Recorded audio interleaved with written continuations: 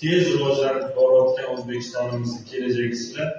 Hozir sizlarga agar e'tibor berilmasa, bu degani bir 10 yildan keyin deylik, bizda kadr yetishmovchiligi yuzaga keladi. Shuning uchun hozir prezidentimiz ham juda katta e'tibor beryaptilar. Buni hozir mana sizlarni nimalardan ko'rsak bo'ladiki, sabab 4200 ta bu yil o'quvchimiz bor, bitirgan. Shuning ichidan sizlar faqatgina medalist bo'lib bitirdinglar, ya'ni o'sha 61 ta hozir.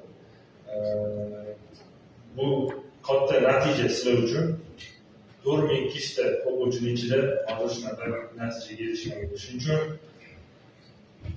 iloyim faqat omad bo'lsin, yor bo'lsin.